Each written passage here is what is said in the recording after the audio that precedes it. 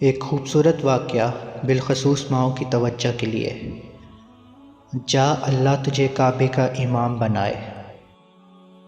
ایک لڑکا اپنے ہم عمر لڑکوں کی طرح بہت زیادہ شرارتی تھا، مگر ایک دن ایسی غلطی اور شرارت کر دی کہ اس کے گھر مہمان آئے اور اس لڑکے کی ماں نے مہمانوں کے لیے سالن تیار کیا، تو اس لڑکے نے سالن میں مٹی ڈال دی تو اس کی ماں کو غصہ آ گیا۔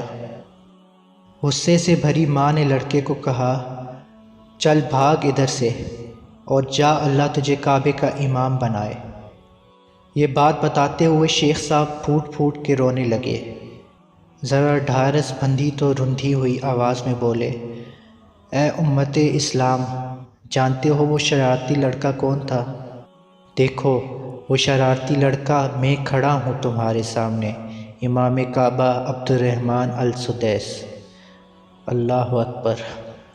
اگر وہ شرارتی لڑکا شیخ عبد الرحمن صاحب بذات خود ہو سکتے ہیں، جو ماں کی دعا کی بدولت حرم شریف کے ہر دل عزیز امام بن کر عالم اسلام میں دھڑکنے والے ہر دل پر راج کر رہے ہیں۔ شیخ صاحب فرماتے ہیں، تمام ماؤں کے لیے اپنی اولاد کے بارے میں اللہ سے ڈرتی رہو، چاہے کتنا ہی غصہ کیوں نہ ہو، ان کے لیے منہ سے خیر کے کلمے ہی نکالا کرو۔